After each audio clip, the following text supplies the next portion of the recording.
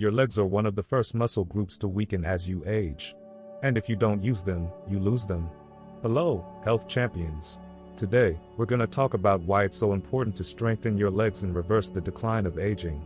And I'm going to demonstrate and talk about 10 exercises to do so. Most people don't realize how dangerous weak legs are. Before we dive into the exercises, go ahead and subscribe to Healthy Life 24/7 if you're ready to take real action for your strength and independence. And as we age, what happens to most people is that the legs weaken and we have a loss of balance, coordination, and reaction time. And with all three of those factors, what happens is we increase the risk of falls. And falls are the #1 cause of traumatic death in the elderly, and the elderly also often suffer from osteoporosis, and that combined with a fall can lead to a hip fracture. And this can be so devastating that, depending on complications and age, up to 50% of people will not survive the next year. And if they survive, up to 60% will require long-term care. If you're watching this and over 60, comment the number 1 if this speaks to you, 0 if not, but most importantly, share this video with a loved one who needs this message. And don't forget to like it too. But we can prevent that with the right lifestyle and with the right exercises. And we have to understand that it's about strength, balance, and coordination, so the exercises need to work toward that. And the right exercises will not only enlarge your leg muscles, but they will also strengthen bone, and they will support your neuromuscular connection. Because we have to understand, it's not just about the muscle, it is about how well it works. So it's the muscle plus the signal from the brain and the timing of those signals down to the millisecond that gives us that coordination and reaction time. And the lifestyle we're talking about obviously consists of exercise. If you're still with us, that means you care about your long-term strength, so go ahead and subscribe to Healthy Life 24/7, where we give you science-backed tips for aging better, every week. And exercise, what most people don't understand, is that it actually breaks the muscles down. It destroys some of the muscle fibers. But then when we rest, the body can repair them. However, that can only happen if we have the proper food. That will optimize the repair process if we can support the body to have all the raw materials that it needs. So I did a video on the food, and I started with that, not because it's the most important out of the two, but because it's the most misunderstood. So I'm going to show you 10 different exercises that will do all the things that we talked about. And you can do all 10 of them in one session, or you can pick out 2 or 3 or 4 if you're not quite ready for all of them. I'll also present them in a way that you can start with the easier versions, and then as you get stronger, or if you're already fairly athletic, you can go for some of the more advanced stuff. The first one we're going to show you is calf raises. And when you're doing calf raises, you're working 2 muscles. One is called the gastrocnemius, and the other is called the soleus. And if you're doing these calf raises standing up, you're going to target both of those muscles at the same time so you don't have to worry about which one you're doing. So I'll show you a few different versions, and we're going to start with doing them on flat ground and doing them with both feet. All you do is you stand on flat ground, you lift your heels off the floor, and you're activating your calves. And if you do these without holding onto anything, you're also training up your balance a little bit.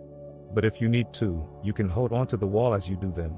And then once you master that, you can also do them with one leg at a time. And then most people are probably going to need to hold onto the wall for support. But if you can do it without, then all the better. A more advanced version of the same thing is to do it on a box or a stair step. And now what's happening is when you can drop the heels down below the level of the toes, you're stretching the muscle a little bit and you're working through a longer range of motion. You're activating the muscle more, but you're also providing more signals to the brain. And you can do that with one foot on the box or both feet on the box. If you start with 2, you can work your way up to 1 foot at a time. Another variation of this is to do it with some weights. And you could hold onto some dumbbells or you can have a bar on your shoulders. And this is obviously a little bit harder than doing it without weights and 2 feet, but it's not quite as hard as doing it with your body weight 1 foot at a time. So it's an intermediate step. And by varying the weights, you can also change the difficulty. The second exercise I want to show you is squats. And it's one of my absolute favorite because it addresses so many different things. It works many different muscles. It works your quadriceps muscles on the front of your legs, but it also works the gluteus maximus, the hamstrings, and it provides a lot of core strength and even flexibility. I want to start off showing you a very simple version of squats, which is just getting out of a chair.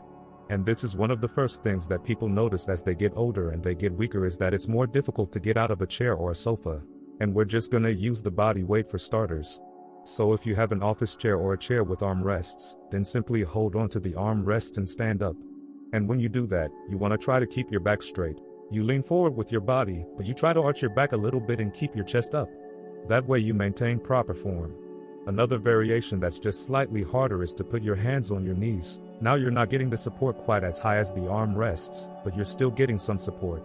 The next progression is to do it without using your arms as assistance. And now you're only using your legs. So it's okay to lean forward, but try to keep your chest up so that you don't round your back and put strain on your lower back. And there's no shame in starting with the simplest of these exercises and working your way up. The most important thing is that you do something. So wherever you are, make sure that you start. And if you want to make it just a little bit harder, you can get away from the chair and do it freestanding on the floor.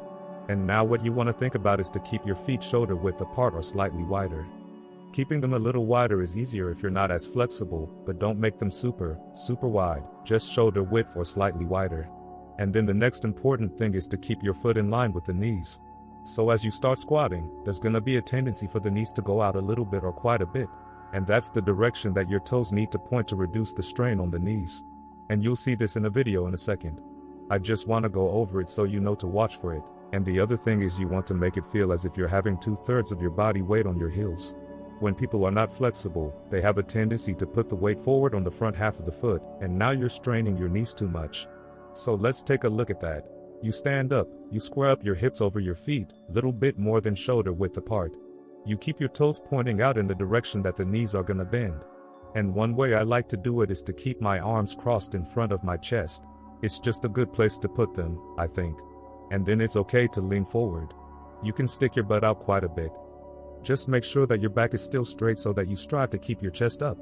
And if it feels like you're not quite flexible enough, you can spread your feet a little bit wider. And again, pay attention to which way the toes are pointing so that they're in the direction that the knees are going to bend. Now, as you can see, I'm doing them barefoot, and it's a little tougher on the flexibility. It's a little bit easier if you're wearing shoes that have a little bit of wedge so that the heel is higher than the front of the foot. It is also okay to put a slight wedge, like a little plank or a little weight, like maybe a 1/2 or 1 inch under your heels to help you if you're not flexible enough. But if you do that, you have to make absolutely sure that you keep 2/3 of the weight on your heels so that you don't strain the knees. And to make that a little bit harder, of course, all you have to do is add some weights. And now you can use a weight bar on your shoulders, or you can use dumbbells. And if you do the dumbbell, I would suggest holding it in front of you, and that's called a goblet squat. It really works well because it maintains your posture. If you hold it like that and you make sure that you strive to keep your chest up, it really works your core muscles nicely as well. So let's see what that looks like. In this case, I'm just using a 30-pound dumbbell, and I'm holding it in front of me, and everything else is the same as before. And by holding it like a goblet, you're really keeping your chest up, and you're maintaining a good posture. Just like before, make sure that you're keeping your weight on your heels, and that your knees and toes are pointing in the same direction. And with any of these exercises, don't try to go any deeper than your flexibility allows. If you cannot maintain your back straight anymore, you're going too deep. Give it some more time, work on your flexibility, and allow it to come piece by piece. The third exercise we're going to show you is called wall sits. And this one is a little bit more limited, because it basically only works the quadriceps muscle. Because it's a static muscle, and you're leaning against the wall, you're not involving a lot of different muscles.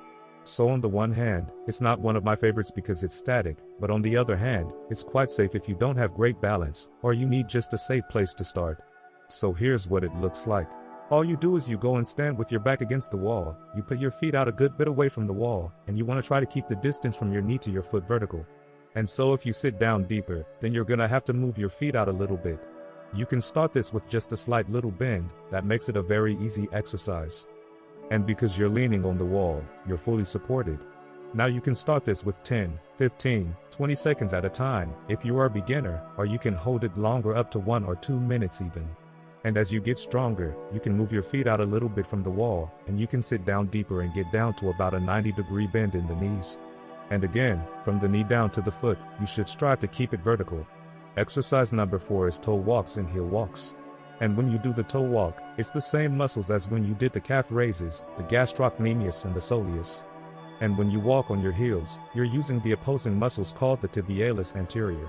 And when you're doing the walking, you're adding an element of balance. So again, you're practicing some of this neuromuscular communication. You're training your brain in the balance as well as activating the muscles. And a little fun fact for you is that toe walk and heel walk is also an orthopedic test. So for people who have severe back pain, and there may be a disc bulge or some nerve compromise involved, now the doctors, oftentimes an orthopedist or a chiropractor, would do the heel walk and the toe walk to differentiate if the level of the disc, if the compromise might be primarily at a level of L5 or at S1. And it's really just exactly what it sounds like. You get up on your toes and you start walking. And you can keep that up as long as it feels comfortable. And then you can do several reps and you're really gonna feel that exercise. Next, do the heel walk. And now obviously you are activating the front, which is the tibialis anterior. And a lot of people with shin splints are actually gonna get some relief from doing that exercise. Number 5 is called glute bridges. And you get on your back and raise your hips up.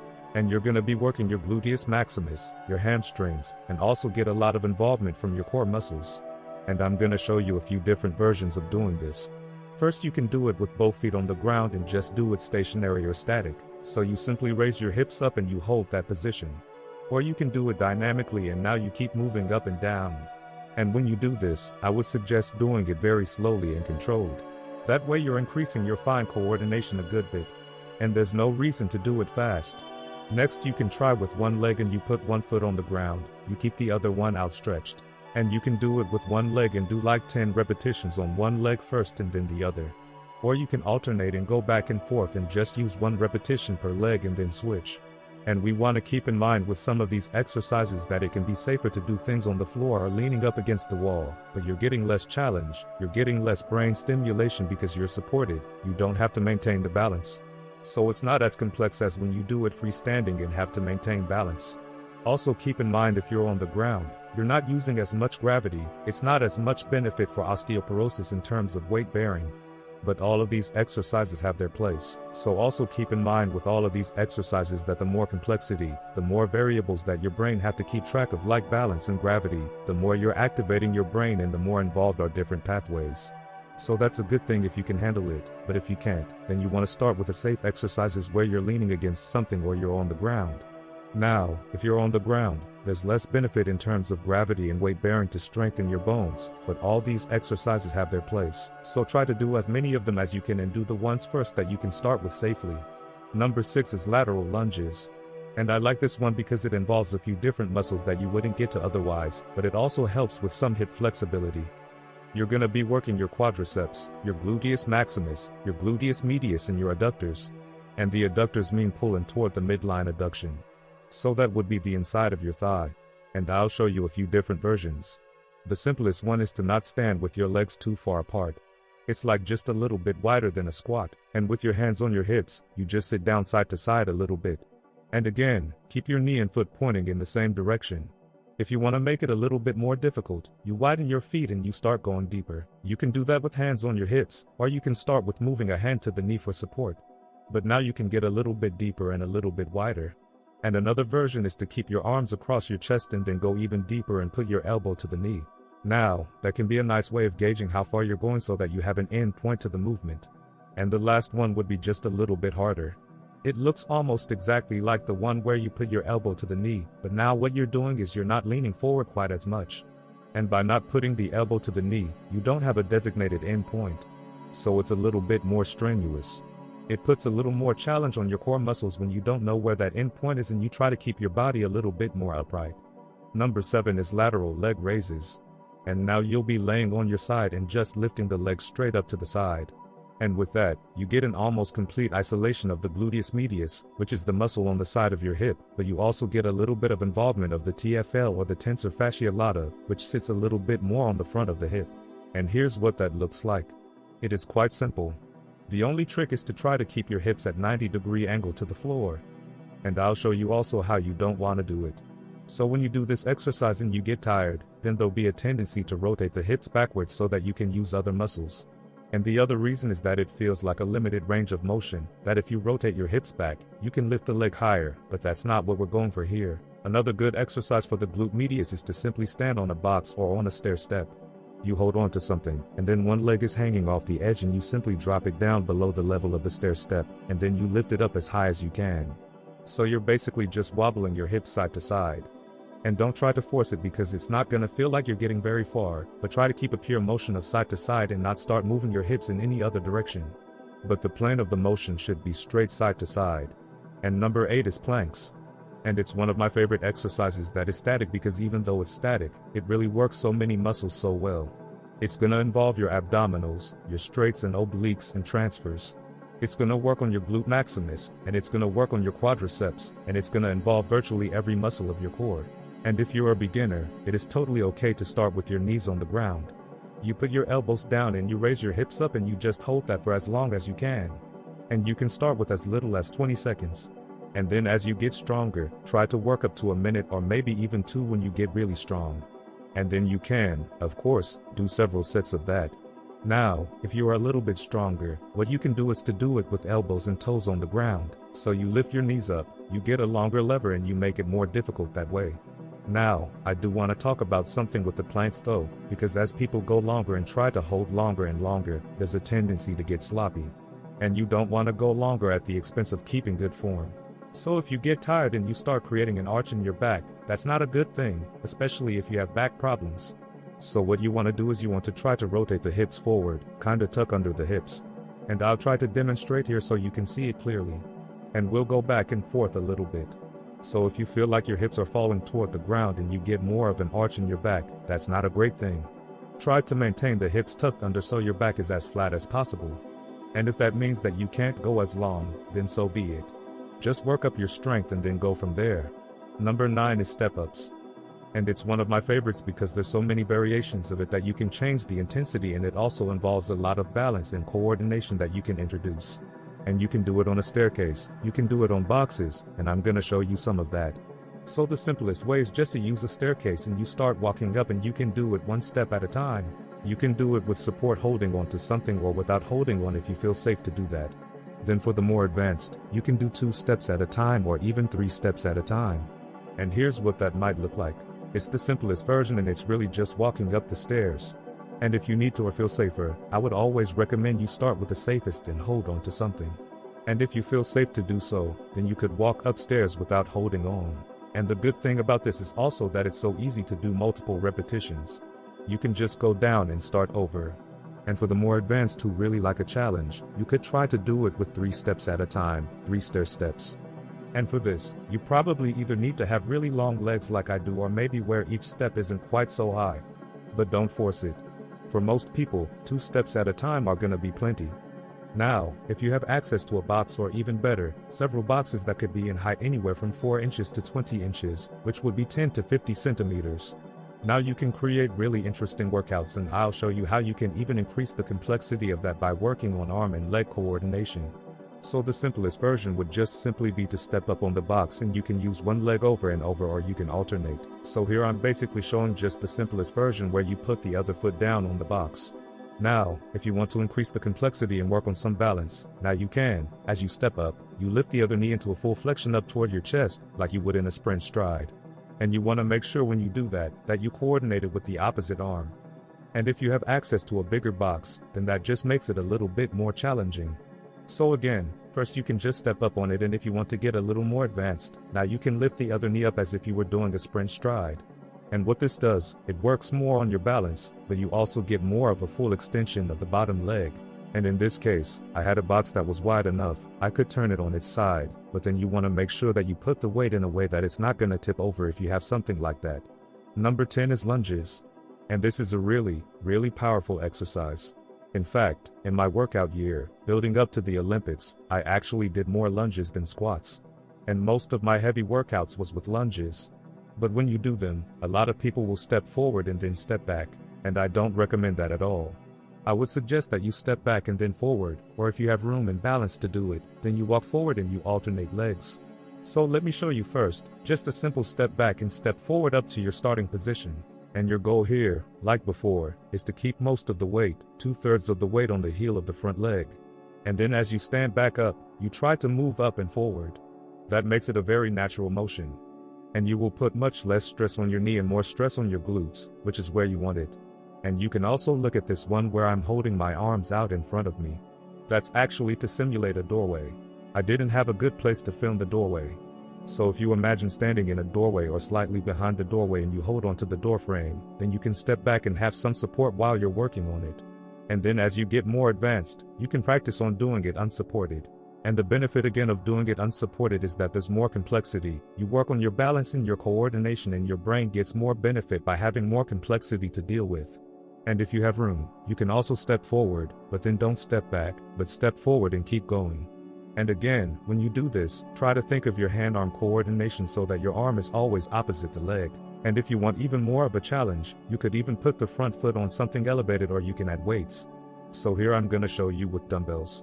I'm holding two 30-pound dumbbells for a total of 60. And just as a little footnote, when I did my heavy work before the Olympics, I would actually do sets of 6 with 220 pounds on my shoulders.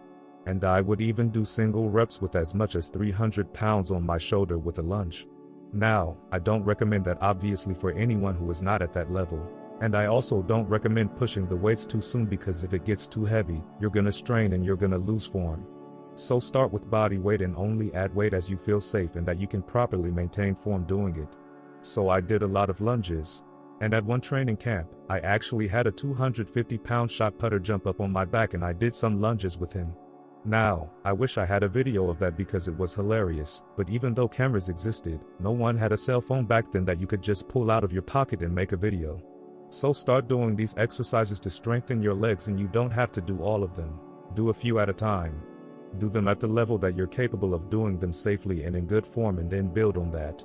If you enjoyed this video, you're gonna love that one. And if you truly want to master health by understanding how the body really works, make sure you subscribe, hit that bell and turn on all the notifications so you never miss a life-saving video.